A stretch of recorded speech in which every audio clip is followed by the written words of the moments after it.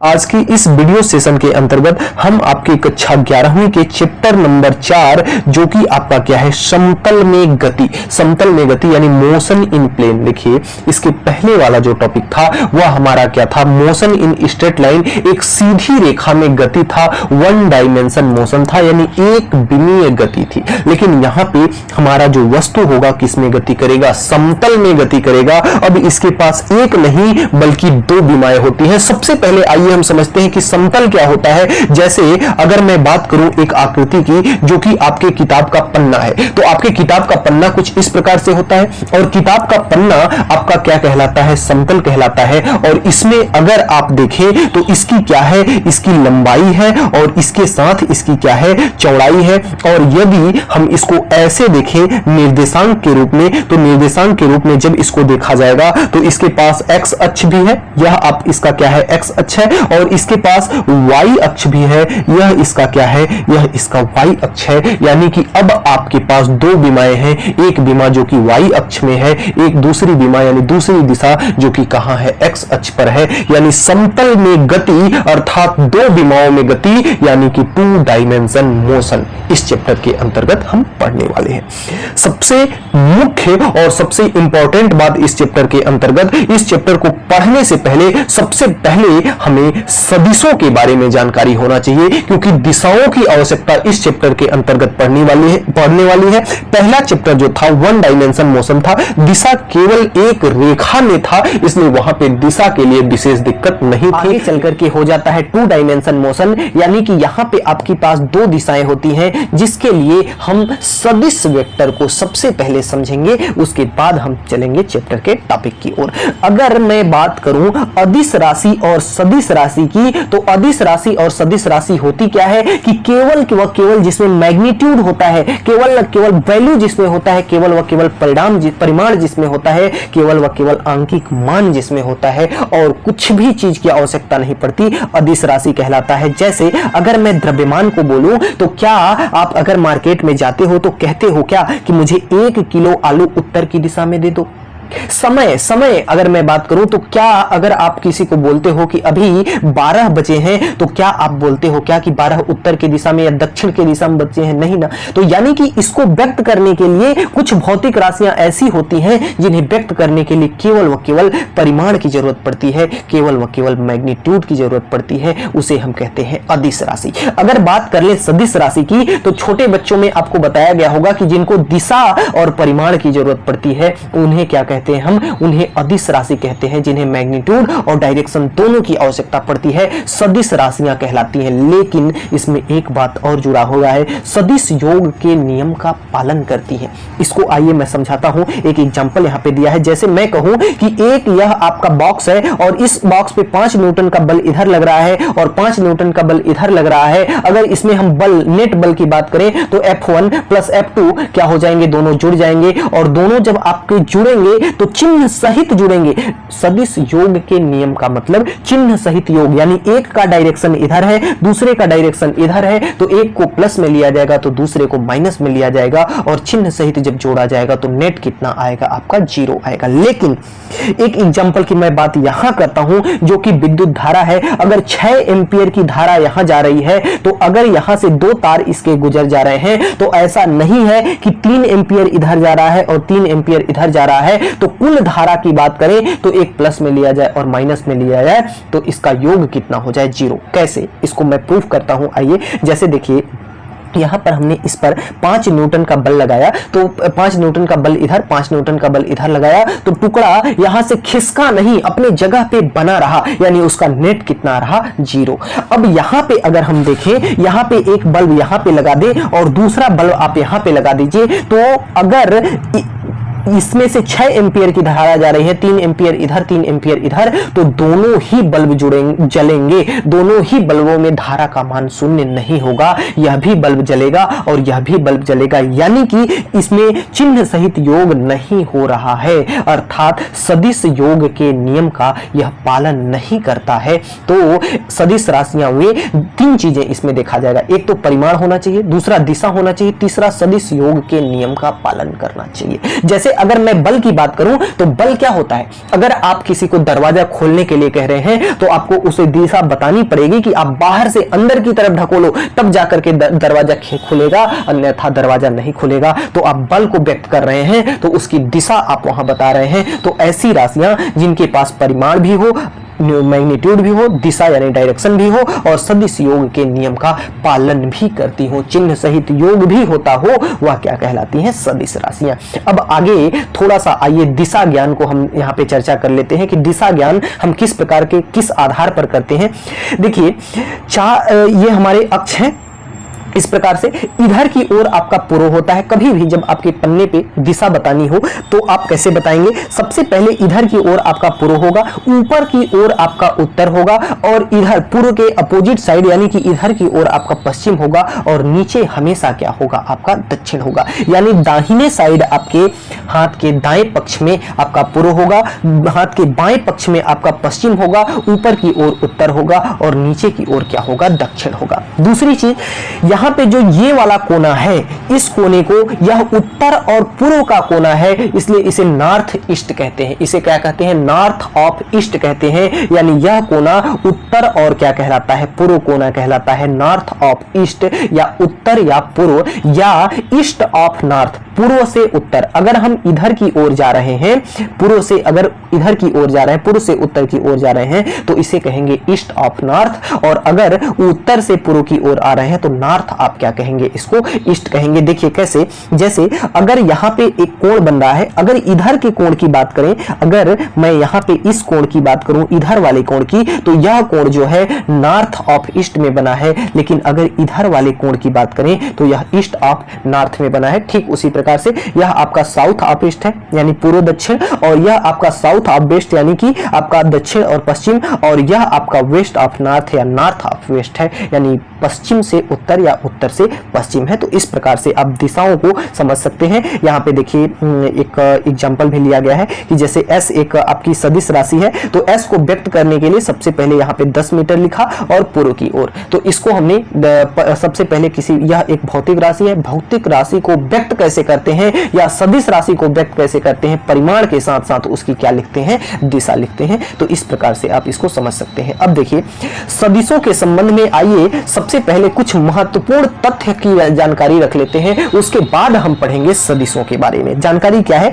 सबसे पहला number, very first point जो है आपका कि सदिश को 2 पाई रेडियन या 360 से घुमाने पर उस पर कोई प्रभाव नहीं पड़ता। जैसे अगर कोई आपका यह सदिश वेक्टर है, इसको आपने 360 यानी कि एक बार घुमा करके फिर से यहां पे रख दिया तो सदिश के मैग्नीट्यूड में, सदिश के मान में, सदिश के दिशा में कोई परिवर्तन नहीं होगा। ये बात कह रहा है पॉइंट नंबर 1। अब आइए चलते हैं पॉइंट नंबर 2 पे। पॉइंट नंबर 2 कहता है कि सदिश को उसके खुद के समांतर विस्थापित कर सकते हैं, अर्थात बिना उसके कोण में, स्थिति में बदलाव किए उसे कहीं भी घुमाया जा सकता है। इसका मतलब क्या है, देखिए जैसे आपका यह एक क्या है, मान लेते हैं कि यह एक क्या है, आपकी सदिश राशि है।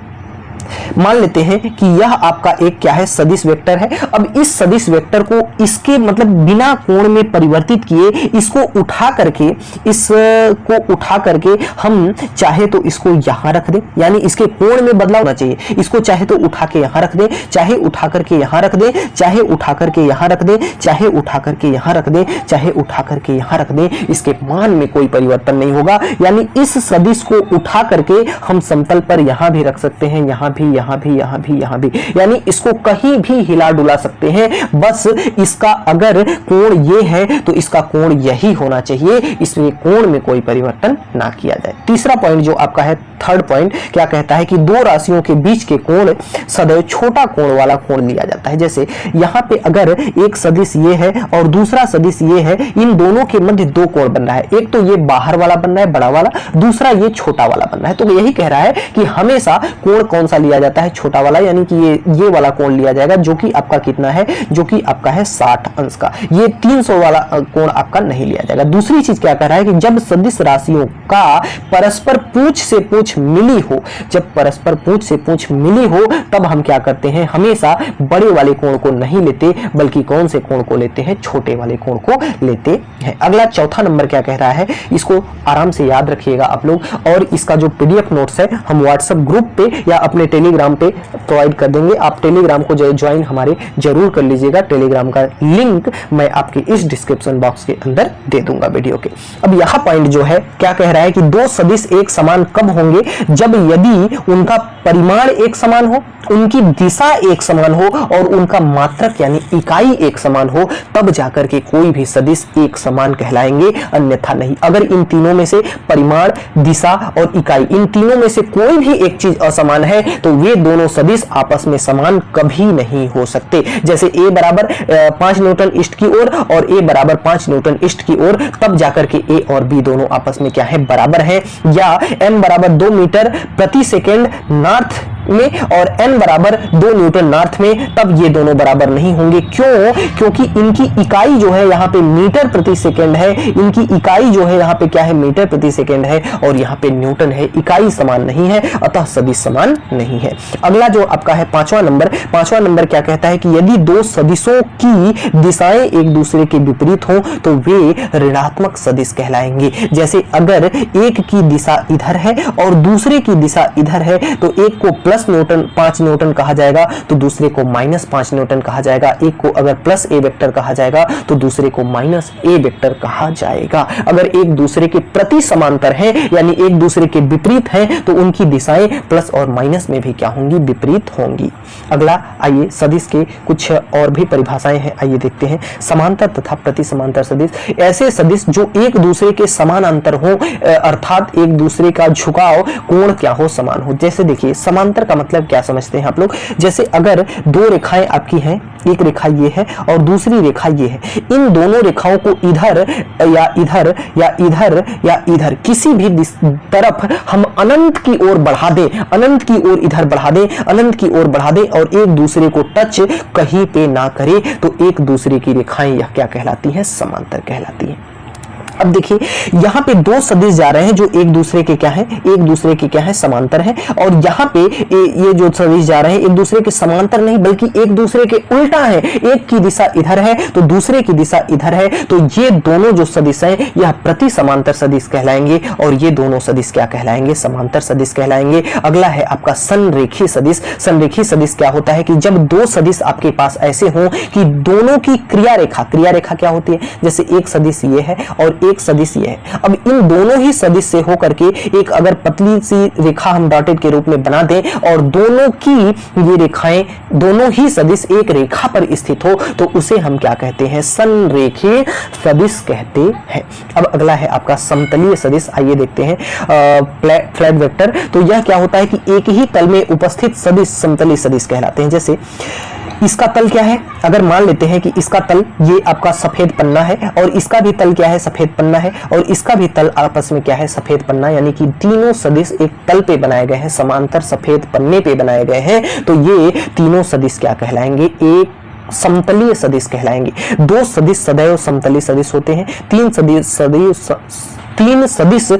समतलीय सदिश हो भी सकते हैं और नहीं। जैसे ये दोनों सदिश, दो सदिश अगर केवल व केवल दो सदिश हैं, जैसे एक सदिश ये और दूसरा सदिश ए, तो ये दोनों सदिश समतलीय सदिश ही होंगे क्योंकि इन दोनों का जो तल होगा वो दोनों का तल क्या है, एक ही है। लेकिन किंतु यह जो सदिश है इनका तल एक हो भी सकता है, नहीं भी। जैसे एक यहां से आपके समांतर आ सकता है यहां से, और दूसरा इसके अंदर की ओर जा सकता है, अर्थात तीन सदिश आपस में समतलीय हो भी सकते हैं और नहीं भी हो सकते हैं। अगला है सप्रारंभिक सदिश। ऐसे सदिश जो किसी एक पर्टिकुलर बिंदु से आरंभ होते दिखाई दे, एक पर्टिकुलर बिंदु से आरंभ होते दिखाई दे, इन सदिशों को हम क्या कहते हैं, सप्रारंभिक सदिश या एनटीएल वेक्टर कहते हैं, एनटीएल वेक्टर कहते हैं। अब अगला है एकांक सदिश। एकांक सदिश क्या होता है कि ऐसा सदिश जिसका परिमाण केवल एक हो और जो दिशा को निरूपित करे उसे हम यूनिट वेक्टर कहते हैं या एकांक सदिश कहते हैं। अब देखिए इनमें क्या होता है, इनका मैग्नीट्यूड, इनका परिमाण हमेशा कितना होता है, एक, जैसा कि हमने बताया। और इनका उद्देश्य जीवन में क्या होता है, केवल व केवल दिशा को बताना। ये क्या करते हैं, दिशा को बताता है। इसको प्रदर्शित हम करते हैं ए कैप से। अब ए कैप से कैसे प्रदर्शित करते हैं, मान लेते हैं कि ए जो सदिश वेक्टर ए है एक सदिश राशि है। इसको निरूपित करने के लिए उसका सबसे पहले क्या जरूरी होता है, परिमाण, और परिमाण के साथ साथ क्या दिखाना होता है, दिशा। अब अगर इसकी परिमाण और दिशा दोनों इंटू में है, हमें एकांक वेक्टर का मान चाहिए, तो हमें इसके परिमाण को उठा करके इसके पास भेजना होगा। तो जब इसके पास हम उठा करके भेज देंगे तो यहां से जो हमारा सूत्र प्राप्त होगा वह हमारा इतना प्राप्त होगा। तो इस तरह से एकांक सदिश को हम समझ सकते हैं। अब आइए एकांक सदिश के बारे में और कुछ जान लेते हैं। एकांक सदिश का जीवन में क्या कार्य होता है, केवल व केवल दिशा को दिखाना। अब अगर मैं बात करूं एक्स अक्ष पे, तो एक्स अक्ष की दिशा को हमेशा आई कैप से प्रदर्शित किया जाता है। अब इधर आएंगे तो एक्स डैश होगा या माइनस एक्स अक्ष होगा, तो इसकी दिशा को हमेशा माइनस आई से। अब इस इधर आप चलेंगे तो वाई अक्ष होगा, वाई अक्ष की दिशा को हमेशा जे कैप से प्रदर्शित करते हैं। नीचे की ओर चलेंगे तो आपका माइनस का वाई होगा या वाई डैश होगा, तो इसको माइनस के जे से इसकी दिशा को प्रदर्शित करते हैं। अब एक आता है आपका जेड सदिश। एक कौन सदिश आता है, एक आता है आपका जेड सदिश, और ये वास्तव में आपको ऐसे दिख रहा है, लेकिन इस बिंदु से यह सीधा आपके मुंह की तरफ, आपके नाक की तरफ है, यानी कि आपके नाक के समतल में है। और इसकी दिशा हमेशा के कैप से, और इसके माइनस की दिशा जो आपके नाक से अंदर की ओर, इस बिंदु से अंदर की ओर जो दिशा है उसको हम माइनस के से प्रदर्शित करते हैं। तो इस बात को आप याद रखेंगे। अगला है शून्य सदिश, यानी कि नल वेक्टर, जिसका परिमाण 0 हो और दिशा कोई ना हो, तो वह कौन सदिश कहलाता है, शून्य सदिश कहलाता है। अब देखिए सदिश को तो हमने समझ लिया, सदिश के प्रकारों को हमने समझ लिया। अब आइए देखते हैं कि सदिशों को, आखिर दो सदिशों को आपस में कैसे जोड़ा जाता है। आइए देखता हूं, जिसका सबसे पहला टॉपिक है त्रिभुज नियम। सबसे पहला बिंदु कौन है, त्रिभुज नियम। त्रिभुज नियम से सदिशों को जोड़ा कैसे जाता है, आइए समझाते हैं। सबसे पहली चीज आप सदिश के बारे में समझिए। जैसे एक सदिश आपका ये है, तो यह जो आपका सदिश है, तो इसका जो तीर वाला जो भाग है इसे हम क्या कहते हैं, शीर्ष। देखिए आप लोगों के लिए हमारी राय यही है कि आप पेन और कॉपी लेकर के मेरे साथ बैठिए और जो चीजें मैं बताते जाता हूं उन चीजों को आप नोट्स करते जाइए, क्योंकि बहुत सारी चीजें ऐसी हैं जिन्हें मैं लिख नहीं सकता, केवल व केवल बता सकता हूं। तो आप उस चीजों को लिखते चलिएगा। दूसरी चीज कि आप पीडीएफ के चक्कर में बहुत मत पड़िएगा। पीडीएफ मैं जरूर दे दूंगा, लेकिन अगर आप यहां से मेरे कही हुए बातों को नोट करते हुए और वीडियो को रोक रोक करके, पॉज कर करके अगर आप नोट्स बनाएंगे तो निश्चित तौर पर आपकी पढ़ाई बेहतर होगी। तो यह इसका क्या कहलाता है, सामने वाला भाग इसका शीर्ष कहलाता है, और पीछे वाला भाग इसका क्या कहलाता है, पूंछ। सामने वाला शीर्ष, पीछे वाला पूंछ। शीर्ष पूंछ, शीर्ष पूंछ, यानी कि इसको हेड कहते हैं, इसको क्या कहते हैं, टेल कहते हैं अंग्रेजी में। अब बात यहाँ ये आती है कि जब आपके पास दो सदिश हो, मान लेते हैं एक सदिश आपका ये है और दूसरा सदिश आपका ये है, इन दोनों ही सदिशों को आपको क्या करना है, जोड़ना है। सबसे पहला नियम हमने ये कहा था कि दो सदिश आपके पास हैं तो इनको उठा करके हम बिना कोण परिवर्तित किए कहीं भी रख सकते हैं। तो ये वाला जो सदिश है, मान लेते हैं ये सदिश वेक्टर ए है, तो सदिश ए को हमने कहाँ ले आया, सदिश ए को हमने यहाँ पे ला करके रख दिया बिना कोण में परिवर्तित किए। और ये जो आपका सदिश वेक्टर बी है, सदिश वेक्टर बी को हमने क्या किया, यहां पर लाके रख दिया बिना कोण परिवर्तित किए। अब इनके योग का जो नियम है क्या कहता है, सबसे पहली चीज कि यह पहले सदिश का, यह सदिश नंबर ए है, सदिश वेक्टर ए है, और यह जो आपका है सदिश वेक्टर क्या है, आपका बी है। तो पहले सदिश के शीर्ष से दूसरे सदिश के टेल को क्या किया जाता है, जोड़ा जाता है। पहले सदिश का शीर्ष और दूसरे सदिश का टेल, पहले सदिश का शीर्ष दूसरे सदिश का टेल करके इसको क्या करते हैं, तो पहले सदिश का शीर्ष और दूसरे सदिश का टेल करके इसको क्या किया जाता है, जोड़ा जाता है। तो इसमें इसको हम इस प्रकार से दो सदिशों को हम क्या करते हैं, दो सदिशों को इस प्रकार से हम जोड़ देते हैं कि पहले का हेड और दूसरे का टेल इस प्रकार से इसमें जुड़ा हो। अब जो आपका त्रिभुज नियम है क्या कहता है, आइए देखते हैं। त्रिभुज नियम कहता है कि यदि आपके पास दो सदिश हैं, सदिश ए और सदिश बी, और इनको इस प्रकार से जोड़ा जाए कि ये दोनों ही सदिश त्रिभुज की दो आसन्न भुजाओं को, आसन्न यानी क्रमागत यानी क्रम से आने वाली यदि दो भुजाओं को ये सदिश प्रकट कर रहे हैं, किसके? त्रिभुज के। भाई देखिए, अगर मैं इस पर एक ऐसी आकृति बना दूं, एक ऐसी आकृति बना दूं, तो यह त्रिभुज बन जाएगा कि नहीं बन जाएगा? बिल्कुल बन जाएगा। अब नियम यही कहता है कि ये दो भुजाएं, भाई एक भुजा का काम ये भुजा कर रही है और दूसरी भुजा का काम त्रिभुज की ये भुजा कर रही है, तो अगर दो सदिशों को क्रमागत त्रिभुज की भुजाओं के रूप में यदि आप व्यवस्थित करते हैं, तो जो तीसरी भुजा होगी, तीसरी उसके विपरीत जो भुजा होगी, वह उसके परिणामी को प्रदर्शित करेगी। यानी कि ये जो भुजा आपने अभी बनाया, यह इसका परिणामी आहार होगा। अब परिणामी आर का मतलब क्या है? विपरीत जोड़ना है। जैसे इसके सिर से इसके टेल को जोड़ा, लेकिन इसके सिर से इसके शीर्ष को जोड़ा, यानी यहां पे हमने क्या किया? तीसरी विपरीत भुजा ली। अब आइए इसके नियम को पढ़ते हैं और इसको हम क्या करते हैं, इसी के आधार पर समझते हैं। यदि दो सदिशों को क्रमागत इस प्रकार से व्यवस्थित करें कि वे त्रिभुज की दो भुजाओं को प्रदर्शित करें, देखिए एक सदिश ये है और दूसरा सदिश इसका ये है, और दोनों ही त्रिभुज की क्या कर रही हैं? भुजाओं को प्रदर्शित कर रही है, तो उनका योग परिणामी, यानी कि उनका परिणामी सदिश के त्रिभुज के विपरीत क्रम में ली गई तीसरी भुजा को प्रदर्शित करता है। यानी कि ये जो भुजा है आपकी, ये जो परिणामी है, यह परिणामी को प्रदर्शित करेगी। यानी कि ये जो आपका सी बन रहा है ना, ये जो आपका सी है ना, यही सी आपका क्या होगी? परिणामी होगी। यानी इन दोनों सदिशों के योग के बराबर होगी ये वाली भुजा। यही त्रिभुज का नियम है। अब देखिए, सी के परिणामी को ज्ञात करने के लिए कैसे करते हैं। जैसे यहाँ पे मान लेते हैं हम कि एक वेक्टर ए है, एक वेक्टर बी है, एक वेक्टर सी है, ये दोनों त्रिभुज की आसन्न भुजाओं के रूप में जुड़ी हैं। तो तीसरा इसका क्या प्रदर्शित करेगा? परिणामी। तो यानी कि वेक्टर सी जो होगा, इसका क्या कहलाएगा? परिमाण। यानी सी वेक्टर बराबर हो जाएगा ए प्लस बी, ए वेक्टर प्लस बी वेक्टर। अब इसके मध्य का जो कोण है, उसे हम किससे प्रदर्शित करते हैं? अल्फा से प्रदर्शित करते हैं, जो परिणामी की दिशा ए के सापेक्ष होगी। यानी यहाँ पे दिशा भी देखने की जरूरत पड़ेगी हमें। अब यहाँ पे एक एग्जाम्पल दिया गया है आपका, देखिए जैसे एक आपका यहाँ पे त्रिभुज है जिसमें ये कोण 37 अंश का है, ये कोण कितने अंश का है? 53 अंश का है। तो स्वाभाविकतः यह कोण कितने अंश का होगा आप लोग जानते होंगे। अब इसमें देखिए कोण 3, यह भुजा क्या है? 3 है, और यह भुजा कितनी है? 4 है। यह भुजा कितनी है? 5। तो कोण 4 के सामने की भुजा, कोण 4 के सामने की भुजा कौन है? कोण 4 के भुजा सामने कोण जो है, सॉरी भुजा 4 के सामने जो कोण है वह कितना है? 53 अंश है। और भुजा 3 के सामने का जो कोण है वह कितना है? 37 अंश है। आगे आइए देखते हैं।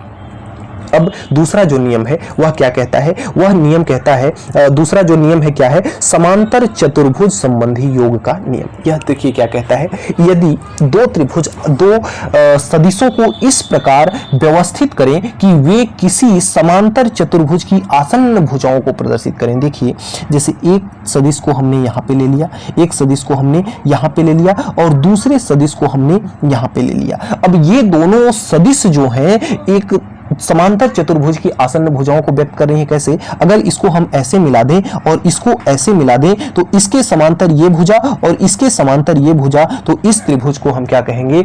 इस चतुर्भुज को, 4 भुजाओं से बनी आकृति चतुर्भुज को हम क्या कहेंगे? समांतर चतुर्भुज कहेंगे, समांतर चतुर्भुज कहेंगे। तो अगर ऐसे व्यक्त करती हैं, दो सदिशों को इस प्रकार लिया जाता है कि वे दोनों ही समांतर भुजाओं के, समांतर चतुर्भुज के दो आसन्न भुजाओं को व्यक्त करें। जैसे ये आपके दोनों सदिश हैं, ये दोनों ही सदिश समांतर चतुर्भुज की भुजाओं को व्यक्त कर रहे हैं, तो इनका इस समांतर चतुर्भुज का जो विकर्ण होगा वह इसका क्या कहलाएगा? परिणामी कहलाएगा। कि यदि समांतर चतुर्भुज की दो आसन्न भुजाओं को प्रदर्शित कर रही हो दो सदिश, तो इसका परिणामी जो होगा इसके विकर्ण के बराबर होगा। विकर्ण उसके परिणामी को प्रदर्शित करेगा। यही आपका समांतर चतुर्भुज का नियम है। परिभाषा को अच्छे से पढ़िएगा, चित्र को अच्छे से समझिएगा, इस प्रकार से आप इसको समझ सकते हैं।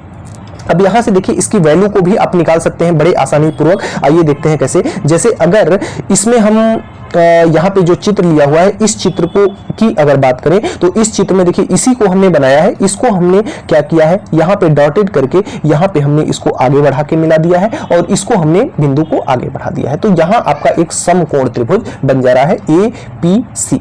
APC बन जा रहा है। तो त्रिभुज APC में अगर यहाँ पे साइन थीटा लिखेंगे तो साइन थीटा होता है लंब बटे कर्ण, लंब इसका क्या है PC ये वाला है, और कर्ण इसका क्या है AC यानी कि ये वाला है। तो और इसका मान, चूंकि यह देखिए यह आपका सदिश क्या है, यह अगर सदिश b है तो यह भी सदिश आपका क्या होगा, b होगा, और सदिश b का परिमाण को हमने कितना लिया है, b लिया है। तो अगर यह आपका b है तो यह भी क्या होगा, b होगा, क्योंकि यह भुजा इसके क्या है, समांतर है। तो यानी AC का मान कितना है, AC के जगह पे हमने क्या रख लिया, AC के जगह पे हमने b रख लिया। तो यहां से PC बराबर कितना आ गया, b साइन थीटा। कैसे, देखिए b को अगर हमने बॉर्डर के इस पार ला दिए तो b के साथ साइन चल गया तो b साइन थीटा, यहां पे बचा PC तो PC हो गया। इसको मान लेते हैं समीकरण नंबर 1। इसी प्रकार से अगर cos थीटा को लिखेंगे तो cos थीटा होता है आधार बटे कर्ण, आधार इसका क्या है, आधार इसका AP है और कर्ण इसका क्या है, AC है। फिर से उसी प्रकार से cos थीटा जैसे हमने साइन लिया था, कर्ण का मान कितना है, b है, और b को हमने cos के पास कर देंगे तो AP बराबर कितना आ जाएगा, b cos थीटा। अब त्रिभुज बड़े वाले त्रिभुज में लेते हैं OPC भी, आइए देखते हैं OPC क्या है, कौन सा त्रिभुज। तो देखिए यह आपका O है, यहाँ आपका P है, यहाँ आपका C है, यानी कि ये बड़ा वाला अगर त्रिभुज ले लें तो इस बड़े वाले त्रिभुज में क्या होता है, आइए देखते हैं। अगर कर्ण का स्क्वायर बड़े वाले त्रिभुज में अगर ले लें, चित्र को आप लोग बना के किनारे रख लीजिएगा, तब इसको लगाने का प्रयास कीजिएगा। बड़े वाले त्रिभुज का कर्ण का स्क्वायर बराबर लंब का स्क्वायर प्लस आधार का स्क्वायर। अब इसमें देखिए OP और PC का मान जो भी है उसको आप मान रख देंगे, जैसे AP का मान रख देंगे आप। इसमें थोड़ा सा आप चित्र को अगर बगल में रख करके आप समझेंगे तो ज़्यादा बेहतर होगा। यहाँ पे मैं अभी उस चित्र को यहाँ से एक्सप्लेन नहीं कर सकता, इस चीज़ को आप समझ सकते हैं। देखिए ऐसे ही मैं बता दे रहा हूँ, आप लोग चित्र रख करके, चित्र बना करके इस चीज को समझिएगा। जो भुजा OP है वह OA और AP से मिल करके बनी है, तो इसको हमने क्या कर दिया, प्लस कर दिया, और इसका स्क्वायर है तो इन दोनों का क्या हो गया, स्क्वायर हो गया, और PC भुजा को हमने ऐसे ही रहने दिया। अब आगे यह OA जो भुजा है वह A के बराबर है, सदिश वेक्टर A के बराबर है। AP का मान कितना निकल के आया, AP का मान b cos थीटा आया, और इन दोनों का होल स्क्वायर, और PC का मान कितना था, b sin थीटा था, तो ये b sin थीटा का क्या हो गया, स्क्वायर हो गया। अब देखिए यहाँ पे कुछ कंडीशन ऐसा बन रहा है कि A का मान यह है, b का मान यह है, और होल स्क्वायर, यानी कि a प्लस b का क्या बन रहा है, यहाँ पे होल स्क्वायर बन रहा है। और a प्लस b का होल स्क्वायर क्या होता है, a प्लस b का होल स्क्वायर होता है आपका a का स्क्वायर, b का स्क्वायर, तो b का स्क्वायर यानी b cos थीटा का स्क्वायर, प्लस 2ab यानी 2 इंटू a और b cos थीटा, और साथ में आपका b sign square theta, b square sine square theta रहेगा ही रहेगा। अब आगे इसको अब जब हल करेंगे तो a स्क्वायर यहाँ है, b स्क्वायर यहाँ है, इन दोनों को एक साथ कर लिया हमने, cos स्क्वायर थीटा यहाँ है और साइन स्क्वायर थीटा यहाँ है, दोनों में b है, b स्क्वायर इसमें भी है, b स्क्वायर इसमें भी है, तो b स्क्वायर को हमने यहाँ से क्या कर लिया, कॉमन ले लिया, अंदर बचा आपका cos square theta plus sine square theta, और प्लस का बचा 2ab cos थीटा। अब यहाँ से जो sine square theta plus cos square theta एक हो जाएगा, तो यह आपका होगा a प्लस b का whole square, a plus a का स्क्वायर प्लस b का square plus 2ab cos theta. अब यहाँ पे r स्क्वायर की वैल्यू है, परिणामी की वैल्यू है, परिणामी के स्क्वायर की वैल्यू है, हमें परिणामी चाहिए, तो स्क्वायर जब इधर जाएगा तो अंडर रूट में संख्याएं हो जाएंगी, तो ये कितना आ जाएगा, root of a square plus b square plus 2ab cos theta. अब ये सूत्र जो आपका है वेरी वेरी वेरी इंपॉर्टेंट है, इस सूत्र को हमेशा याद रखिएगा, किसी भी परिणामी को ज्ञात करने के लिए इस सूत्र का उपयोग किया जाता है। अब अगला, इसकी अगर दिशा को देखें तो दिशा कौन व्यक्त करता है, दिशा व्यक्त करता है tan थीटा। कैसे, देखिए अगर इस चित्र में चले हम, इस अगर समांतर चतुर्भुज वाले चित्र में चले, तो समांतर चतुर्भुज के चित्र को अगर हम यहाँ पे देखें तो यहाँ पे यह जो आपका बड़े वाले त्रिभुज को अगर ले लें, तो बड़े वाले त्रिभुज की बात कर रहा था ना, तो यहाँ पे यह क्या है, इसका थीटा है। अब इसका जो परिणामी है उसकी दिशा ये है, परिणामी की दिशा ये है, यानी कि यह इसका क्या है, परिणामी है। अब यहाँ से अगर मैं इसका tan थीटा लेता हूं तो tan थीटा बराबर होता है लंब बटे आधार, लंब ये है और आधार इसका ये है, तो लंब बटे आधार, यह इसका क्या दिखाएगा, यह इसका दिखाएगा स्लोप। यह इसका क्या प्रदर्शित करेगा, स्लोप को प्रदर्शित करेगा। tan थीटा हमेशा प्रवणता होता है, स्लोप को प्रदर्शित करता है, जो कि यही स्लोप इसकी क्या है, दिशा है। तो इस तरह से इसकी दिशा को प्रदर्शित कर सकते हैं। तो tan अल्फा क्या ले लेंगे, दिशा। tan अल्फा बराबर हो जाएगा लंब बटे आधार, लंब है b sin थीटा और ये क्या है, आधार आपका है a plus b cos theta. इस प्रकार से जो इसकी दिशा हो जाएगी tan अल्फा बराबर कितना होगा, b sin थीटा बटे a plus b cos theta. तो इस प्रकार से आप इसके परिणामी के परिमाण और दिशा दोनों का परिकलन कर सकते हैं। अब देखिए, यदि इसमें कंडीशन बनता है कि आपका जो सूत्र था उसमें cos थीटा था, cos थीटा क्या है, जो थीटा है a और b के बीच का क्या है, कोण है, a और b के बीच का क्या है, कोण है। और वह कोण यदि 0 अंश हो जाए तब क्या होगा, वह कोण अगर 0 अंश आपका हो जाए तब क्या होगा, यानी कि यहाँ पे जो थीटा की वैल्यू दी गई है वह थीटा की वैल्यू कितनी है, 0 है। यहाँ पे cos 0 1 होता है, तो यह cos 0 यह मान 1 हो जाएगा, 1 में 2ab का गुणा होगा, 2ab हो जाएगा। तो r स्क्वायर बराबर a square plus b square यानी 2ab आ जाएगा। अब a square plus b square plus 2ab, a plus b के होल स्क्वायर का क्या होता है, सूत्र होता है, तो इसके स्क्वायर से इसका स्क्वायर चला जाएगा। तो r मैक्सिमम की वैल्यू आएगी a plus b, a plus B, R maximum की वैल्यू आएगी। यदि थीटा बराबर 0 हो तो परिणामी का वैल्यू क्या होगा, परिणामी की वैल्यू मैक्सिमम होगी। और यदि थीटा का मान 180 अंश हो, 180 अंश का मतलब एक परिणामी इधर हो और दूसरा जो सदिश हो इधर हो, इनके बीच का कोण कितना हो, 180 अंश हो, तो cos 180 अंश का मान होता है -1। और जब इसके साथ -1 का गुणा होगा तो यहाँ पे a माइनस बी के होल स्क्वायर का सूत्र बन जाएगा। यहाँ पे -1 का गुणा होगा तो ये चिन्ह माइनस हो जाएगी, अब इसके स्क्वायर से इसका स्क्वायर कट गया, तो r मिनिमम हो गया a माइनस बी, यानी a अगर एक दूसरे के सदिश प्रति समांतर होंगे तो वे दोनों आपस में, उनके परिणामी आपस में क्या होगा, घटेगा, यानी a माइनस बी होगा।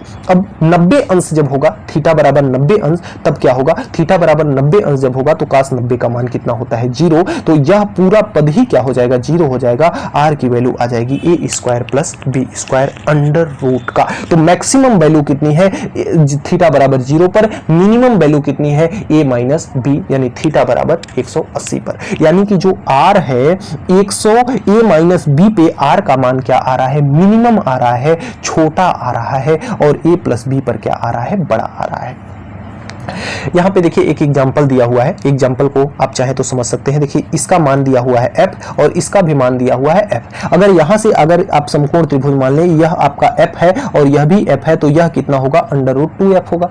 पाइथागोरस का प्रमेय लगा के आप देख सकते हैं, कर्ण का स्क्वायर बराबर लंब का स्क्वायर प्लस आधार का स्क्वायर। इस फार्मूले पे देख लेंगे तो इसका मान कितना आएगा, 2f √2f आएगा। इनके बीच का कोण कितना है, 90 डिग्री है, और ये कोण दे रखा है, इसके बीच का कोण कितना है, इसके बीच का कोण, यह कोण कितना है, 45 डिग्री है।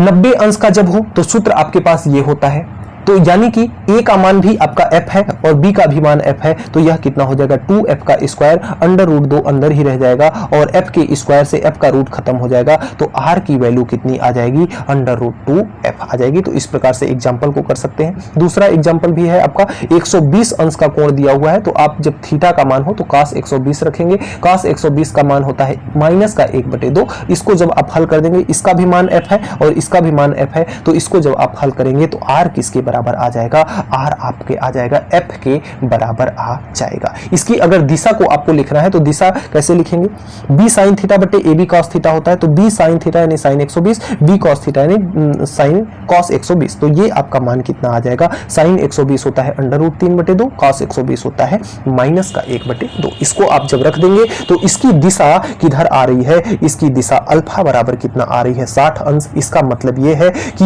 यह इसका जो परिणामी है, इसका जो ये वाला परिणामी है, इन दोनों के बीचों बीच यानी 60 अंश इधर से 60 अंश इधर से, इन दोनों के बीचों बीच इसका परिणामी क्या हो रहा है, जा रहा है। इस प्रकार से आप इनको समझ सकते हैं। देखिए कुछ एग्जाम्पल्स इसमें और दिए हुए हैं, कुछ उदाहरण आपके सवाल इसमें दिए हुए हैं, आइए इनको भी देखते चलें। दो बल जिनके परिणामों का अनुपात 3:5 का है, का परिणामी कितना है, 28 न्यूटन है। यदि दोनों बलों को मध्य का कोण कितना है, 60 अंश हो, तो बल का परिमाण ज्ञात कीजिए।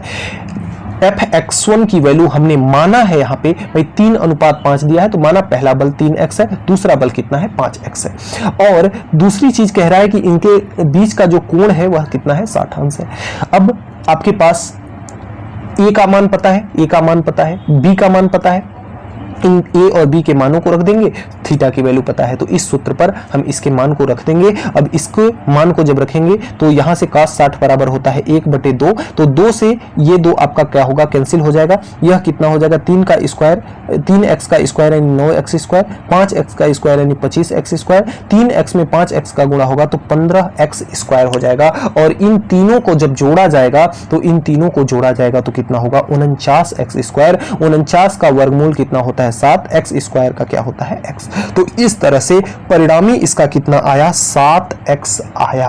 अब परिणामी बराबर कितना दिया था 28 न्यूटन, तो 28 न्यूटन बराबर परिणामी का मान दिया था 28 न्यूटन, तो r के जगह पे हमने 28 रख दिया। 28 न्यूटन किसके बराबर आया 7x के बराबर। तो यहां से जो x की वैल्यू निकल के आ रही है, x की वैल्यू निकालेंगे अगर तो 7 को उठा करके हम इधर लाएंगे और बॉर्डर के इस पार आएगा तो x के साथ 7 गुणा में है, 28 के पास आएगा तो भाग में 28/7 हो जाएगा, 7 एकम 7, 7 चौक 28, तो x का मान कितना आया 4। अब पहले बल को हमने 3x माना था तो 3 × 4 यानी कि 12, दूसरे बल को हमने 5x माना था तो 5 × 4 यानी कि 20 हो जाएगा। इस प्रकार से इस तरह के सवालों को आप हल कर सकते हैं। एक और सवाल है, अच्छा सा सवाल है, आइए देखते हैं। दो दिए गए सदिशों का अधिकतम व न्यूनतम मान क्रमशः 17 न्यूटन और 7 न्यूटन है। दो बल दिए हुए हैं जिनका मान दिया हुआ है। यदि दो सदिश एक दूसरे के लंबवत हो यानी कि थीटा बराबर कितना दिया है 90 डिग्री दिया है, तो परिणामी सदिश का परिमाण ज्ञात कीजिए। आइए देखते हैं। सबसे पहली चीज कि इसमें अधिकतम और न्यूनतम की बात किया है। सवाल जो है आपका, सवाल इसमें जो है आपका क्या कह रहा है कि अधिकतम और न्यूनतम, और आप जानते हैं कि अधिकतम क्या होता है a + b, न्यूनतम क्या होता है a - b। यानी कि आपको दो चीजों की वैल्यू दी है, अधिकतम यानी कि a + b की वैल्यू दी है, न्यूनतम यानी a - b की। तो a + b की वैल्यू 7, a न्यूनतम की वैल्यू 8। इसको समीकरण 1 मान लेंगे, इसको समीकरण 2 मान लेंगे, दोनों को जोड़ देंगे। b एक प्लस में है एक माइनस में है, कट जाएगा। a दोनों प्लस में है, जोड़ के 2a हो जाएगा। 7 और 17 जुड़ेगा तो 24 हो जाएगा, यानी 2a बराबर 24, 2a बराबर 24, तो a बराबर कितना हो जाएगा 24/a बराबर आपका हो जाएगा 24/2, यानी कि कितना हो जाएगा 12। a का मान कितना हो जाएगा आपका 12 हो जाएगा। अब a का मान अगर आप समीकरण नंबर 1 में रख देते हैं, समीकरण नंबर 1 है a - b बराबर 7, तो यहां से b का भी मान आ जाएगा कितना 5, यानी a का मान कितना आया आपका 12 और b का मान कितना आया 5। अब आपको परिणामी निकालना है, तो परिणामी का सूत्र आपको पता ही है, थीटा का मान आपको दिया ही है। अब इसमें सारा वैल्यू रख करके आप हल कर देंगे, मान कितना आ जाएगा 13। मान कितना आ जाएगा 13, क्योंकि 169 का वर्गमूल कितना होता है 13। यही आपका हो जाएगा आंसर, यही आपका क्या हो जाएगा आंसर। तो इस तरह से हम सदिशों के योग को समझ सकते हैं। प्यारे बच्चों, आज के वीडियो में हम इतना ही लेते हैं। अब जो इसके बाद का जो टॉपिक है वह नेक्स्ट वीडियो में हम कवर करेंगे, सदिशों का घटाना और भी जो भी इसके संबंध में कुछ उदाहरण भी हैं। काफ़ी लंबा ये है चैप्टर, मैं आपको इसको अच्छे से भली भांति बताऊंगा। इसका नोट्स आपको हमारे टेलीग्राम के माध्यम से आपको प्रोवाइड करा दिया जाएगा, तो आप वहाँ से नोट्स को डाउनलोड कर सकते हैं, नोट्स को वहाँ से आप देख सकते हैं। तो प्यारे बच्चों, आज के वीडियो में इतना ही। हमें उम्मीद है कि आज हमने जो भी पढ़ा, थोड़ा सा संसाधन की कमी जरूर है, लेकिन हमने पूरा समझाने का प्रयास आपको किया है। यदि आप मेरे साथ साथ पेन कॉपी लेकर के बैठेंगे और साथ साथ नोट्स बनाएंगे तो निश्चित तौर पर आपको अच्छे से अच्छा समझ में आएगा। तो इसी तरह से मैं वाणी को विराम देता हूं। यह जो सिलेबस था छत्तीसगढ़ बोर्ड पर आधारित बनाया गया था।